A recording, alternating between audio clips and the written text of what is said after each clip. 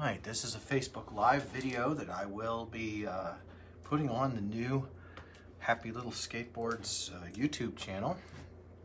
Hi friends, hi kids and big kids.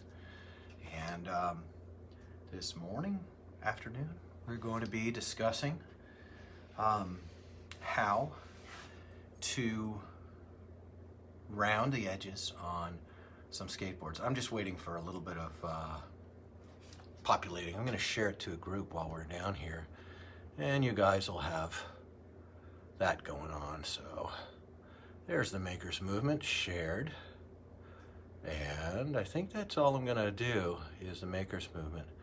Maybe I'll do Never Was, but I don't think so. I don't like to hello. I don't like to get too crazy with the share. Posting, good, posted, and we're back. All right. Oh, I've got 5 people on here now. That's nice. Hey, so camera angle's a little weird. I'm bending my knees to fit in because today we're gonna do one shaped board that's come through the bandsaw and has got its rudimentary edge on it. And we're going to take that and we're going to edge round it. And on the Makers Movement page, which is public to see, membership to post, but public to see. And I'll show you. I've got sorry I'm off camera right now. I'm not perfectly organized, but I've had a number of purchases I've made over the years of different bits that I use to make, to do edge rounding. And what's ironic about this display is that I don't use any of these. I am still on my first quarter round bit. I don't know exactly why over the past 10 years I've collected so many, not just quarter round bits. I've got 1, 2, 3 quarter round bits, and then I've got this set that I'm using the present bit. I think I'm on my second one in 10 years. This has an 1/8 round bit in it as well, which some folks like to use. I've got plenty of 3/8 enlargers. I think I pick them up when they're on sale. And I use, do my edge rounding. I've never been too proud to buy cheap tools. And so today's purpose, I see folks are joining the live, is we're going to talk about edge rounding on a board that's been cut. This has been pressed, cured, it's been shaped, traced, cut, and edge sanded. So these have got a nice edge on them. Pretty smooth, okay? I am not afraid in my making for there to be some wobble on an edge. I don't go nuts about a little bit of imperfection when someone looks down the edge of my work. That is because a lot of the mentality that I have is I value, I feel stoked when I see that something was made by human hands. When I see that something was crafted imperfectly, those are often called artisanal inclusions. And it makes me think of a real carpenter actually making something. I've always been pleased when I see, like if you go to Old Country, man, you know, well, I see you guys on this feed and I love every one of you. I see some names popping up. Nick Pennington, Eileen, I love you. Sean. I can't do the comments right now, but when I see something that has the marks, the artisanal inclusions of handcrafting, my heart gets stoked.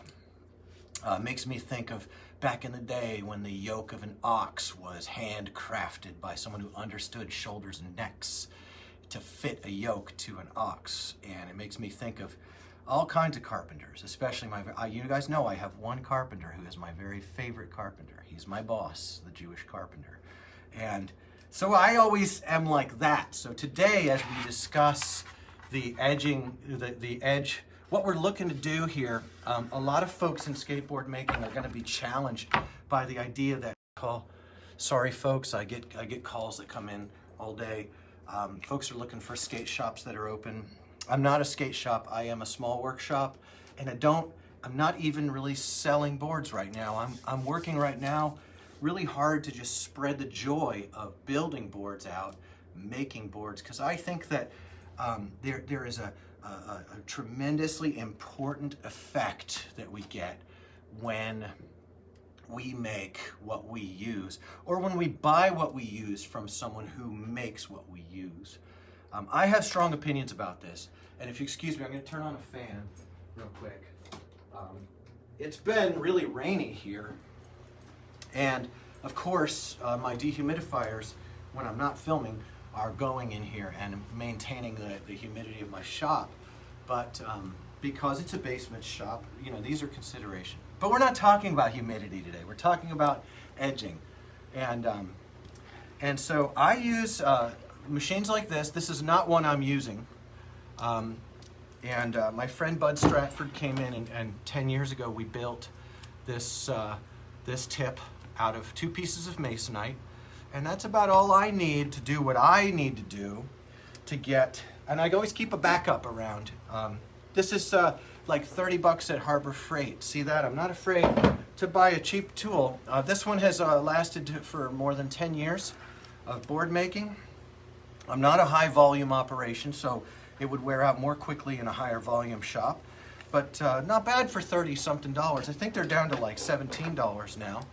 And this is just a Chicago Electric or something like that from Harbor Freight. It's not a good machine, but it's small enough for me to handle on these edges. And I'm gonna bring you down and show you, just for this is going on the Maker's Movement. Well, you know, someone says expensive isn't always better, but better isn't always better. Sometimes the word better means different things to different folks. All right, I want to show you what I built here. This is what I'll call a saddle. It's just 2 pieces of 2x4 spaced apart enough at the end of my glue rolling table for me to take a deck and to drop a deck in between them and pull it so that it catches. Now this one has got a layup where I'll push it forward for this and lock it in place at the tail concave. So with that board locked in place, and I don't mean locked, it's just in there so I can hold it. So here we are. And I'm going to fire this up, but before I do, I'm of course going to put on some personal protective equipment. Starting with a nice, this is not the best mask in the world, but it is a mask. It's charcoal filtered with valves. That's good for preventing silicosis of the lung. And I advocate that you use PPE. I have nothing to say about PPE outside of laminate applications today. So this is going to go on me here. All right. And I'm not doing a great job putting it on because I'm actually focused on making something. And then I have some eye protection. I zip tied one of these cheap dealios to one of my old hats. And it gives me the ability to put on some eye protection with my PPE. And now we're going to fire this up, and we're going to talk about it after I'm done. Boy, that sounds like I'm getting ready for replacement soon, though. Oh, yeah. Yeah.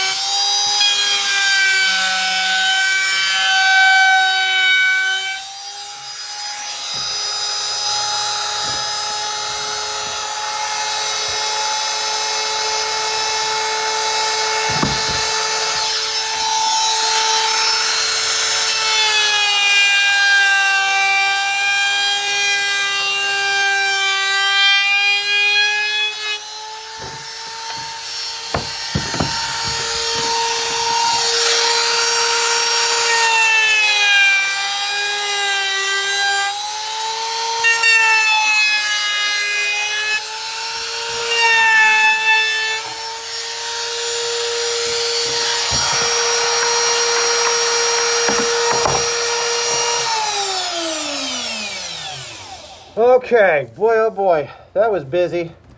I had a phone notification come in while I was doing it. And so, you guys see how cool I look? So, let's take a look at what we produced while I did that. Let's take a look.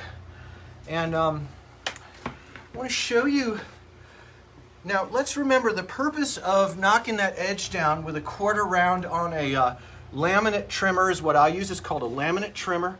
It's cheap at Harbor Freight, easy to replace. Now, if I were to scale up, I would invest in some very good tools, and I would do that. But I'm not scaling up. I want to spread the joy of board making. I want you to see. I don't know if you can see this, but this is not. Look at that. It's kind of gougy and kind of irregular. And what we're doing is we're knocking the edge back. Oh, and you may have also noticed I did it all wrong. I've got this thing. I hold it like this. I've got it recessed so that the corner edge doesn't come into contact with the board and doesn't give me as much of that ridging that you're going to get. You'll know. It also is less likely to gouge because I'm taking less. And then these are made to be used. They have a factory thing. They're made to be used like this, from the top down. Yeah, and you notice, oh gosh, guys, the camera stuff is just, I am not a tech guy. I got rid of that rig because I found it was gouging terrifically by being oriented this way. It looks great that way, but it was gouging terrifically, and I changed it from this orientation to this orientation by flipping the board up and doing this. And then I'm breaking all the rules because I've got it spinning so it's kicking toward me. I'm running it back, but that's because I'm eyeballing the whole line, and I'm standing off line from it and eyeballing the bearing and the line the whole way along. And I don't think you ought to do it the way I do it. I can't say that enough. I don't think the way I do it is the way you ought to do it if you want to make skateboards or do this. I also don't think my way to do it is the right way to do it. I just hope that well, there are some safety concerns. If a piece of this metal breaks off, I'm depending entirely, usually I have two things. I have a set of high impact lenses, and I have a lower impact shield, which is flexible and actually quite good for grinding wheels and stuff like that. I have these 2 layers of PPE to save my eyes. I have a good layer of multi-layer fabric over my snout. So hopefully if I have an equipment failure, I'll be protected enough. But I wouldn't say you ought to do it the way I do it. What I would say is you definitely shouldn't obsess about the perfection of these lines, because by the time these go to the final sanding, this is going to round out really nicely and much more quickly than if I hadn't knocked down the rounded edge. So this was today. I wanted to show you some on edge rounding in the lo-fi, low-tech, easily accessible, easily replaceable, highly durable form of a rudimentary skateboard make. My goal here is not to get you to think I'm doing it right. My goal here is not to get you to do it the way I do it. The goal here is to get you thinking, hey, I can do that, because you can. And making skateboards, as well as a lot of other things, belongs to you too. And I don't have the ambition of being the only skateboard maker. It would be happy in my life if skateboard making was being done in small workshops across the country by hundreds or even thousands of skateboard makers. To me, that would just be amazing, to be picking my skateboard from a whole bunch of makers who are as in love with skateboarding and skateboarders, or more so than I am. So that's my heart and that's my mind today. I'll be sharing this on my YouTube channel, Happy Little Skateboards. I changed the Fickle Skateboards YouTube to Happy Little Skateboards Historic, where all my past work is. And then Happy Little Skateboards is going to be my YouTube channel going forward. I would love if you'd follow both of them, because this is the sort of thing I'm going to be putting up there and sharing on my Facebook page, like you guys can see, and also in the Makers Movement Facebook group. Thank you guys for sharing this time with me. It's meant a lot to see the number in the corner there, and know that I got that was another phone call. I'm getting a lot of phone calls. I appreciate y'all. I'm trying to get it all done. I'll catch you soon. Thanks, everybody. Have a great day.